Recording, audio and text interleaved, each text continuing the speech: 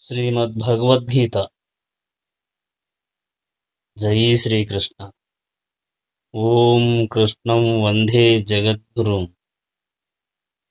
హరే కృష్ణ కృష్ణ కృష్ణ హరే హరే, హరే రామ రామ రామ హరే హరే.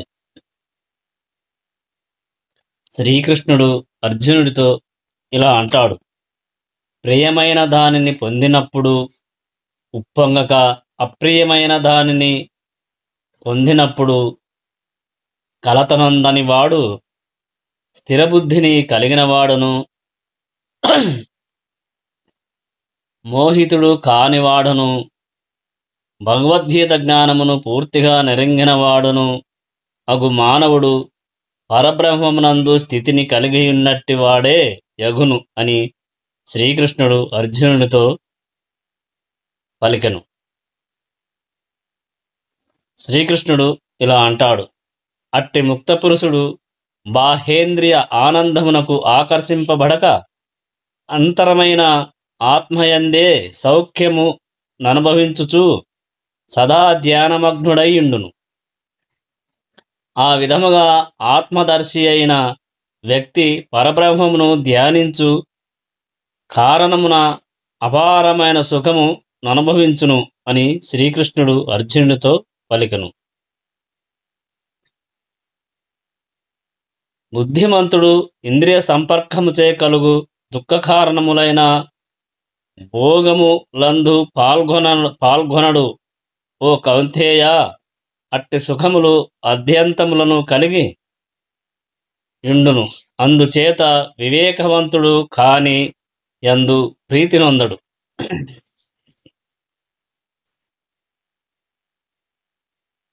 ఈ వర్తమాన దేహమును విడుచుటకు పూర్వమే ఎవడు భౌతికేంద్రియ ప్రేరణములను సహించగలుగునో, కామ క్రోధముల తీవ్రతను నిరోధింపజాలునో, అతడే దివ్యస్థితి యందున్నట్టి వాడై ఈ జగత్తునందు సౌఖ్యవంతుడు కాగలడు అని శ్రీకృష్ణుడు అర్జునకు ఉపదేశించెను. శ్రీకృష్ణుడు అర్జునుడితో ఇలా అంటాడు: తన అంతరంగమందే ఆనందమును కలిగిన వాడను, ఉత్సాహవంతుడై అంతరంగమందే రమించువాడను, అంతరంగమందే లక్ష్యమును కలిగిన వాడును అగు మానవుడే నిజమైన యోగి శ్రేష్ఠుడు. బ్రహ్మభూతుడైన అట్టివాడు అంత్యమున పరబ్రహ్మమునే పొందగలడు అని శ్రీకృష్ణుడు అర్జునునకు ఉపదేశించెను. అంతరంగమందే మనస్సు లగ్నమై సందేహముల నుండి ఉత్పన్నమైనట్టి ద్వంద్వములకు అతీతమైన వారును, సర్వజీవుల సంక్షేమము కొరకే ఉత్సాహముతో పనిచేయువారును, సర్వపాపరహితులైన వారును అగు ఋషులే బ్రహ్మ నిర్వాణమును పొందుదురు అని శ్రీకృష్ణుడు అర్జునకు చెప్పెను. శ్రీకృష్ణుడు అర్జునుడితో ఇలా అంటాడు: కామక్రోధముల నుండి విడివడిన వారును, ఆత్మదర్శులను, ఆత్మ సంయమనము కలిగిన వారును, సంపూర్ణత్వము కొరకు నిరంతరము యత్నించువారును అగు మహాత్ములు నిశ్చయముగా అచిరకాలములోనే బ్రహ్మ నిర్వాహణమును పొందుదురు అని శ్రీకృష్ణుడు అర్జునుడితో పలికెను. ముక్తిని పొందుట కొరకై నిరంతరము యత్నించు సాధు పురుషులలో కృష్ణ చైతన్యమునందున్నవాడు అత్యంత శ్రేష్ఠుడు. దేవాది దేవుడైన వాసుదేవుని భక్తియుక్త సేవతో అర్చించుటకు యత్నింపుము. కామ్యకర్మలయందు గల నిగూఢమైన వాంఛను సమూలముగా నశింపజేసుకొనుచు భగవానుని పాదపద్మములను సేవించుటయే గలుగు దివ్యానందమును అనుభవించు భక్తులు తమ ఇంద్రవేగములను అణచగలిగినట్లుగా మహామునులు కూడా ఇంద్రియవేగములను నియంత్రింపలేకున్నారు. కామ్యకర్మ ఫలములను అనుభవింపవలెనను కోరిక. శ్రీకృష్ణుడు అర్జునుడితో ఇలా అంటాడు: కామక్రోధముల నుండి విడివడిన వారును, ఆత్మదర్శులను, ఆత్మ సంయమమును కలిగిన వారును, సంపూర్ణత్వము కొరకు నిరంతరము యత్నించువారును అగు మహాత్ములు నిశ్చయముగా అచిరకాలములోనే బ్రహ్మ నిర్వాహనమును పొందుదురు.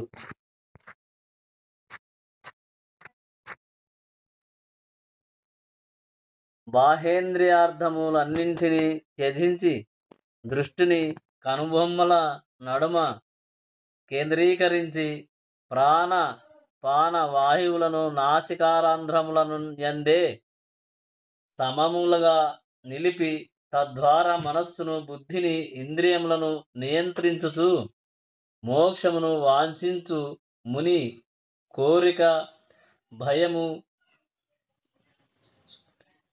క్రోధము నుండి విముక్తుడగును. సదా అట్టి స్థితిలో నిలిచియుండువాడు నిశ్చయముగా ముక్తిని పొందగలడు అని శ్రీకృష్ణుడు అర్జునకు ఉపదేశించాడు. శ్రీకృష్ణుడు ఇలా అంటాడు: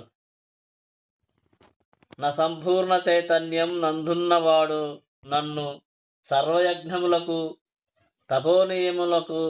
తపోనియమములకు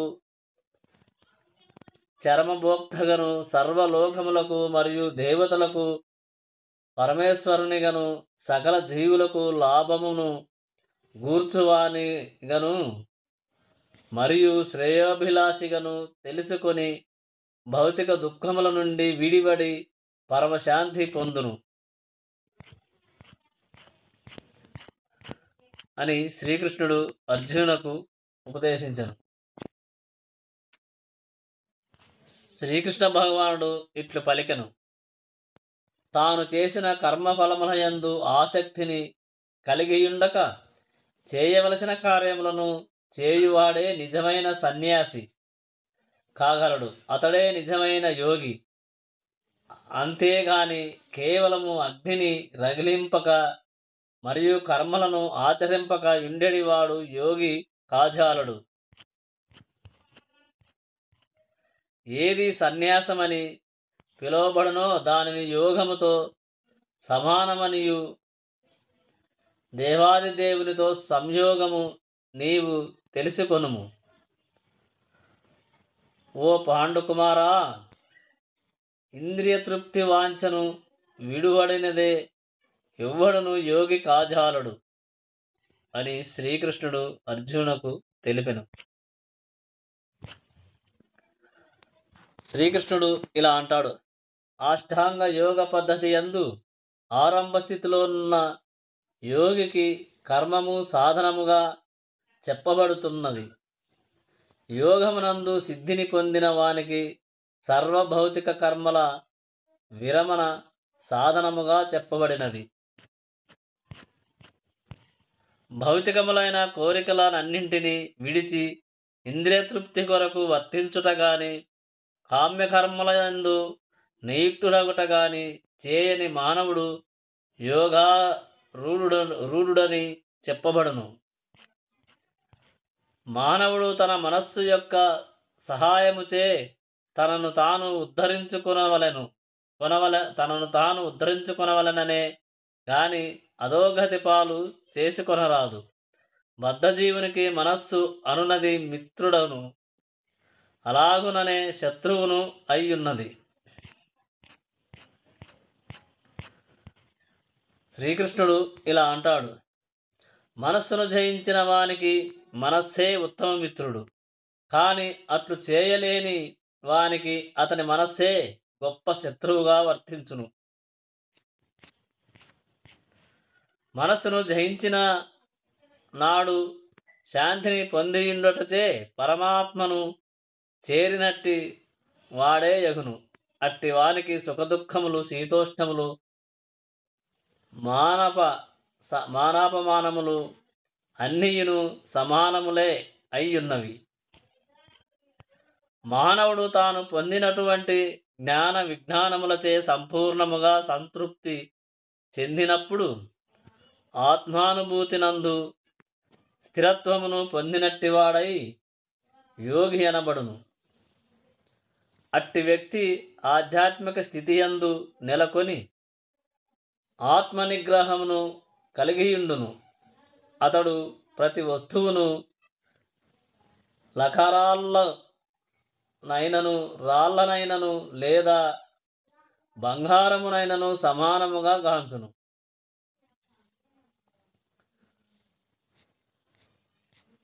అని శ్రీకృష్ణుడు అర్జునకు తెలిపెను. శ్రీకృష్ణుడు ఇలా అంటాడు: రుజువర్తునులైన శ్రేయోభిలాషులను, ప్రియమైన మిత్రులను, తటస్థులను, మధ్యవర్తులను, ఈర్ష్యపరులను, శత్రుమిత్రులను, పాపపుణ్యులను సమబుద్ధితో చూచు వ్యక్తి మరింత పురోభివృద్ధి పొందినవానిగా పరిగణింపబడును. యోగి అయిన వాడు తన దేహమును, మనస్సును, ఆత్మను సర్వదా పరతత్వముతో పరచుటయందే నిమగ్నము చేయవలెను. అతడు ఏకాంత ప్రదేశము నందు ఒంటరిగా నివసించుచు సాధనముగా మనస్సును ఎల్లప్పుడూ నియంత్రింపవలెను. అతడు కోరికల నుండి మరియు సమస్తమును కలిగి ఉండవలెను. భావనల నుండి విముక్తుడై ఉండవలెను.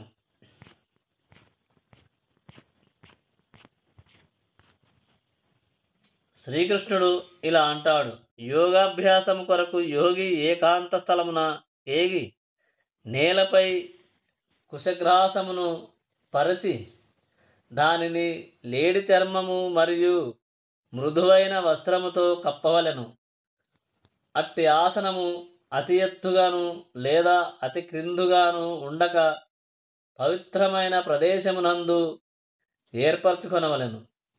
పిదప యోగి దానిపై స్థిరముగా కూర్చుండి తన మనస్సును, ఇంద్రియములను మరియు ఇతర కార్యకలాపములను నియంత్రించుచు ఒకే లక్ష్యమునందు మనస్సును ఏకాగ్రపరచి హృదయశుద్ధి కొరకు యోగము అభ్యసించవలెను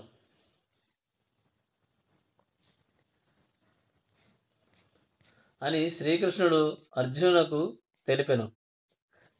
శ్రీకృష్ణుడు ఇలా అంటాడు: శరీరమును, మెడను, శిరమును చక్కగా సమముగా నిలిపి దృష్టిని నాసికాగ్రముపై కేంద్రీకరింపవలెను. ఆ విధముగా కలత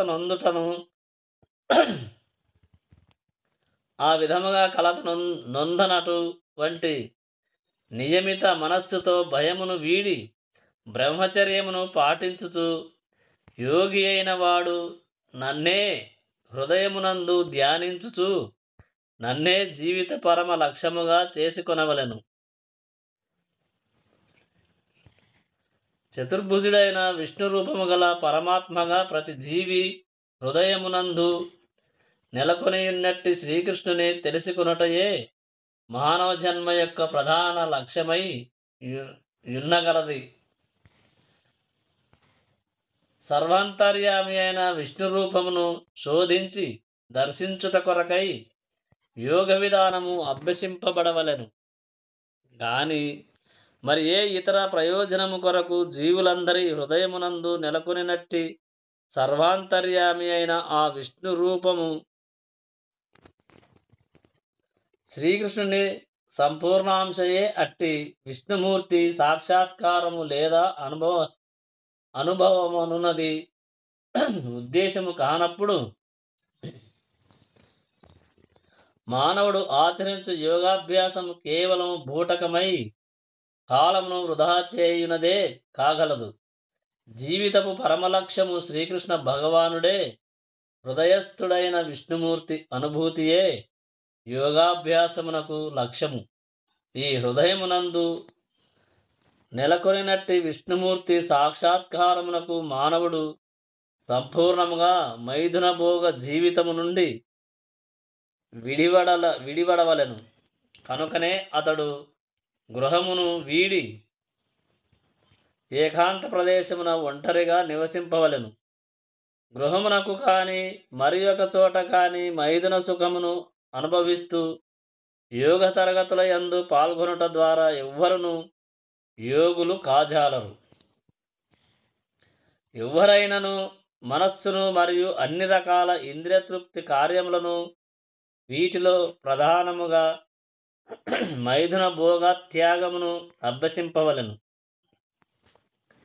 యజ్ఞవల్క్యమ అన్ని హర్షి సూచించిన బ్రహ్మచర్య నియమములను గూర్చి ఈ విధముగా చెప్పబడినవి. అన్ని కాలములలో అన్ని పరిస్థితులలో ప్రదేశములలో మనస వాచ కర్మణ మైథున భోగమును త్యజించుట కొరకే బ్రహ్మచర్య వ్రతము ఉద్దేశింపబడినది. మైథున భోగము అనుభవించుచు ఎవ్వరును నిజమైన యోగాభ్యాసమును అభ్యసింపజేయలరు అని శ్రీకృష్ణుడు అర్జునునకు ఉపదేశించెను. శ్రీకృష్ణుడు ఇలా అంటాడు: 5 ఏండ్ల వయస్సునందే పిల్లలను గురుకులమునకు లేదా ఆధ్యాత్మికాచార్యుడి నివసించు ప్రదేశమునకు పంపినచో అతడు వారిని చక్కటి అగునట్లు శిక్షణను వసగగలడు. ధ్యాన మార్గము, జ్ఞాన మార్గము లేదా భక్తి మార్గము ఏదైనను సరియే అట్టి బ్రహ్మచార్యాభ్యాసము లేనిదే ఎవ్వరును వారి యోగమునందు అభివృద్ధిని సాధింపజాలరు. అయినను గృహస్థ జీవన ధర్మమును చక్కగా పాటించుచు కేవలం భార్యతోనే నియమబద్ధముగా మైథున సుఖమును కలిగియున్నవాడు కూడా బ్రహ్మచారి అనబడును. అట్టి నిగ్రహము గల గృహస్థ బ్రహ్మచారులు భక్తి మార్గమునందు ఆమోదింపబడుదురు. కానీ జ్ఞానము మరియు ధ్యాన మార్గ సంప్రదాయములు అట్టి గృహస్థ బ్రహ్మచారులను తమ యందు చేర్చుకొనుటకు అంగీకరింపవు. అట్టి సాంప్రదాయములు ఎటువంటి సడలింపు లేకుండా పూర్తిగా మైథున జీవన నియంత్రణను విధించును. భక్తి సాంప్రదాయము మిక్కిలి శక్తివంతమైనది అగుటచే భక్తుడు భగవానుని దివ్య సేవయందు నెలకొనుట చేత సహజముగానే మైథున సుఖమునందు ఆకర్షణను కోల్పోవును. కనుకనే భక్తి సాంప్రదాయమునందు గృహస్థ బ్రహ్మచారికి నియమిత మైథున సుఖము ఆమోదింపబడినది. ఇతరులు బలవంతముగా ఇంద్రియ తృప్తిని నియంత్రింపగా భగవద్భక్తులు సర్వోన్నతమైన దివ్యరస స్వాదన కారణముగా సహజముగానే ఇంద్రియ భోగముల నుండి వైదొలుగుచున్నారు. భక్తులకు తప్ప అన్యులకు ఆ దివ్య రసస్వాదానపు జ్ఞానము ఏమాత్రము ఉండదు అని శ్రీకృష్ణుడు అర్జునునకు ఉపదేశించెను. శ్రీకృష్ణుడు ఇలా అంటాడు: ఈ విధముగా నిరంతరము దేహము, మనస్సు, కర్మలను నియంత్రించుచు ధ్యాన యోగి అయిన వాడు క్రమబద్ధమైన మనస్సు కలవాడై భౌతిక జీవిత స్థితి నుండి విరమించుట ద్వారా భగవద్రాజ్యమును కృష్ణధామమును పొందును.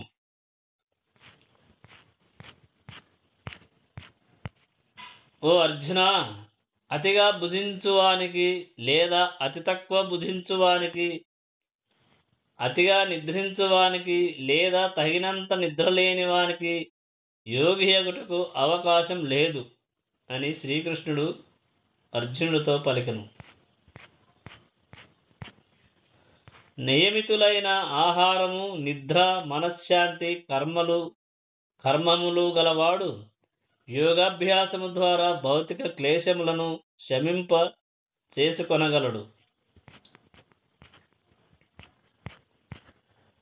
యోగాభ్యాసం ద్వారా యోగి తన మనోకర్మలనన్నింటినీ నియంత్రించి భౌతికములైన వాంఛలేమియు లేకుండా ఆధ్యాత్మిక స్థితి యందు ప్రతిష్ఠితుడైనప్పుడు యోగమునందు స్థిరుడైనట్లుగా చెప్పబడును.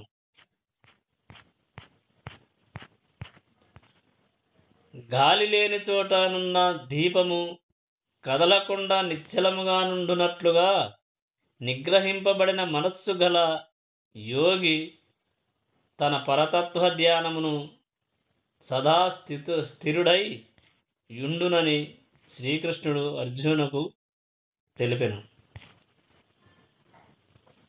శ్రీకృష్ణుడు ఇలా అంటాడు, సమాధి అనబడు పరిపూర్ణత్వ స్థితిలో మానవుని మనస్సు సమస్త మానసిక కలాపముల నుండి యోగాభ్యాసము చేత నిరోధింపబడియుండును.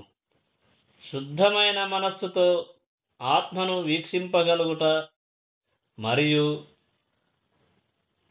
ఆత్మయందే ఆనందమును సుఖమును అనుభవించుటయందును అతనికి గల సమర్థతను బట్టి అట్టి పరిపూర్ణత్వ స్థితిని నిర్ధారింపవచ్చును. అట్టి ఆనందమయ స్థితిలో పవిత్రమైన ఇంద్రియముల ద్వారా అనుభవమునకు వచ్చు అపరిమిత దివ్యానందములలో మానవుడు ప్రతిష్ఠితుడైన అతడు సత్యము నుండి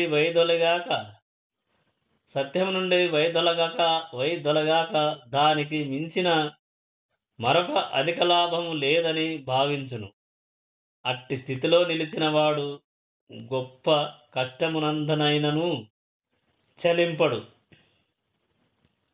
భౌతిక సంపర్కముచే ఉత్పన్నమగు సమస్త దుఃఖముల నుండి పొందబడు వాస్తవమైన ముక్తి ఇదియే అని శ్రీకృష్ణుడు అర్జునునకు తెలిపెను. శ్రీకృష్ణుడు అర్జునుడితో ఇలా అంటాడు, స్థిర నిశ్చయముతోడను విశ్వాసముతోడను యోగమభ్యసించుచు మానవుడు ఆ మార్గము నుండి వైదొలగరాదు. మానసిక కల్పనల నుండి ఉత్పన్నమైన భౌతిక కోరికల అన్నింటినీ ఎటువంటి మినహాయింపు లేకుండా త్యజించి అతడు మనస్సు ద్వారా సర్వేంద్రియములను అన్ని వైపుల నుండి నియంత్రింపవలెను అని శ్రీకృష్ణుడు తెలిపెను. శ్రీకృష్ణుడు ఇలా అంటాడు, నిశ్చయమైన బుద్ధితో క్రమముగా నెమ్మదిగా మానవుడు సమాధి స్థితిని పొందవలెను. ఆ విధముగా మనస్సును ఆత్మయందే స్థిరము చేసి అతడు ఇక దేనిని గూర్చియు చింతింపరాదు. శ్రీకృష్ణుడు ఇలా అంటాడు, చంచలత్వం మరియు అస్థిరత్వము కారణమున మనస్సు ఎచ్చట పరిభ్రమించినను మానవుడు దానిని అచట నుండి తప్పక మరలించి ఆత్మవశమునకు కొనిరావలెను. నా యందు మనస్సుకు లగ్నము చేసిన యోగి తప్పక ఆధ్యాత్మిక ఆనందపు అత్యున్నత పరిపూర్ణత్వమును పొందును. అతడు రజోగుణమునకు అతీతుడై పరబ్రహ్మముతో తనకు గల గుణైక్యమును గుర్తించును. ఈ విధముగా అతడు పూర్వకర్మ ఫలములన్నింటినీ నుండి విముక్తుడగును అని శ్రీకృష్ణ భగవానుడు అర్జునునకు తెలిపెను. శ్రీకృష్ణుడు అర్జునుతో ఇలా అంటాడు, ఆ విధముగా ఆత్మనిగ్రహుడైన యోగి నిరంతరము యోగమభ్యసించుచు సమస్త భౌతిక కల్మషముల నుండి విముక్తుడై భగవానుని దివ్యమైన ప్రేమయుక్త సేవ యందు అత్యున్నతమైన సౌఖ్యమును పొందును అని శ్రీకృష్ణ భగవానుడు అర్జునునకు ఉపదేశించెను. శ్రీకృష్ణుడు అర్జునుడితో ఇలా అంటాడు, నిజమైన యోగి నన్ను సర్వజీవుల యందును మరియు సర్వజీవులను నా యందును గాంచును.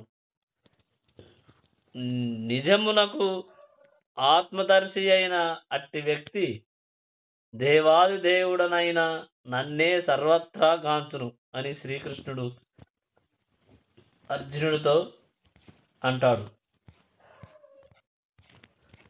శ్రీకృష్ణుడు ఇలా అంటాడు, నన్ను సర్వత్రా వీక్షించువానికి మరియు నా యందు సమస్తమును గాంచువానికి నేను కనబడకపోవుట గాని నాకు అతడు కనబడకపోవుట గాని జరగదు అర్జున అని శ్రీకృష్ణుడు అర్జునకు తెలిపెను.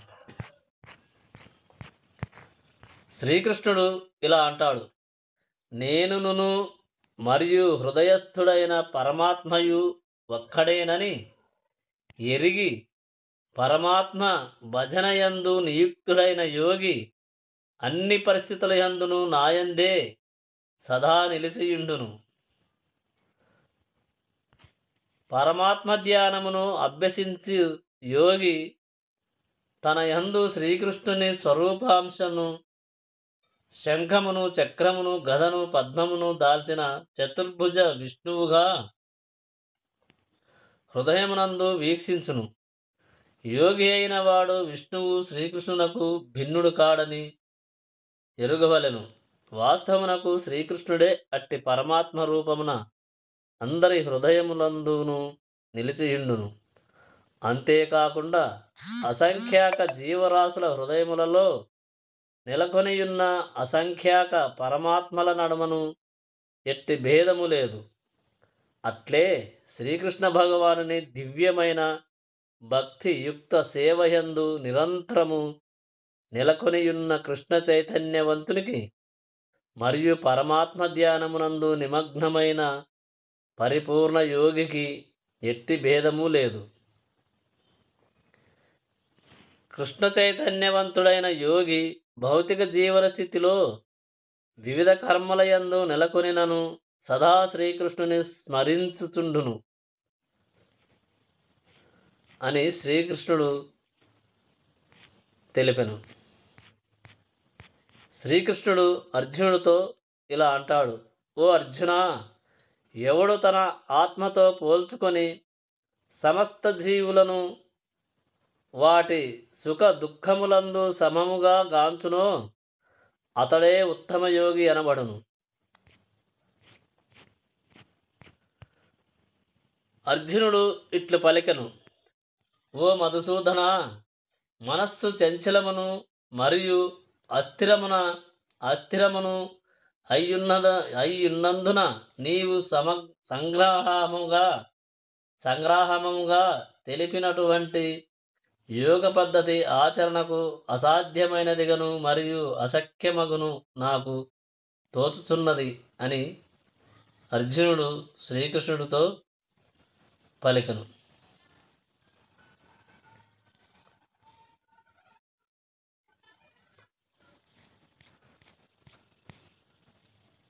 ఓ కృష్ణ, మనస్సు చంచలమును కలతనందుచు నొందించుచు నదియును మనస్సు కలత నొందించుచున్నదియును దృఢమును మిక్కిలి బలవత్తరమును అగుటచే దీనిని నిగ్రహించుట వాయువును నిగ్రహించుట కంటే కష్టతరమని నేను భావించుచున్నాను అని అర్జునుడు కృష్ణుని అడిగాను. మనస్సు మిక్కిలి బలవత్తరము దృఢమైనది. వాస్తవమునకు మనస్సు బుద్ధికి విధేయమై ఉండవలెనని పరిగణింపబడుచున్నప్పటికీ కొన్ని మార్లు అది బుద్ధినే అతిక్రమించును. క్రియాశీలకమైన భౌతిక జగత్తునందు పెక్కు విరుద్ధములైన అంశములతో పోరాడు మానవునకు అట్టి మనస్సును నియంత్రించుట నిశ్చయముగా మిక్కిలి కష్టము. కృత్రిమముగా ఎవరైనను శత్రుమిత్రుల పట్ల సమాన వైఖరిని ప్రదర్శింపవచ్చును, కానీ లౌకికవాది మాత్రం అట్లు ఎన్నటికి చేయజాలడు. మనస్సును నిగ్రహించుట తీవ్రమైన వాయువును నియమించుట కంటెను అతి కష్టమైన కార్యమగుటయే అందులకు కారణం.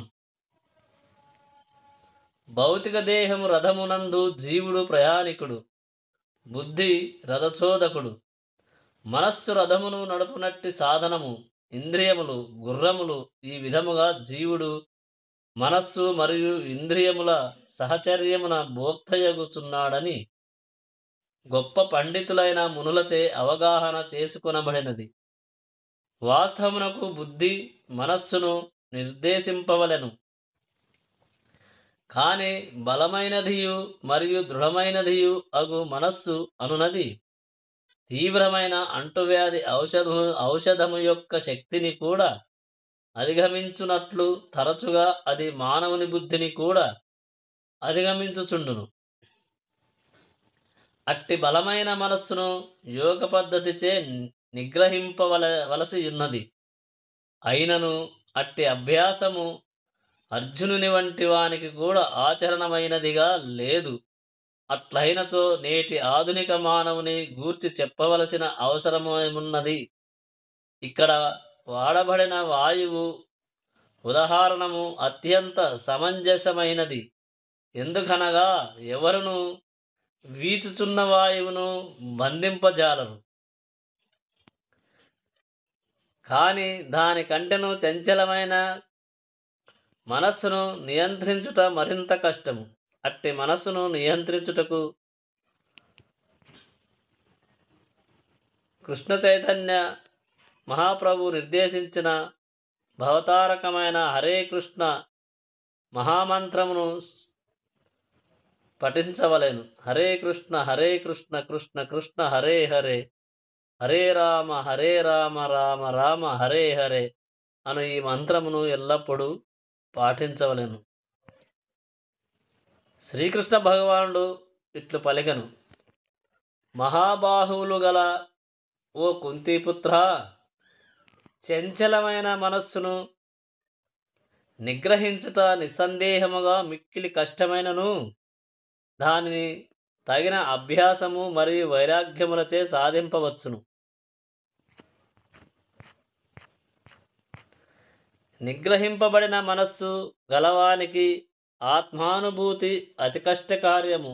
కానీ మనోనిగ్రహము కలిగిన తగిన పద్ధతుల ద్వారా ప్రయత్నించువానికి జయము తప్పక సిద్ధించును. ఇది నా అభిప్రాయము అని శ్రీకృష్ణుడు అర్జునునకు తెలిపెను.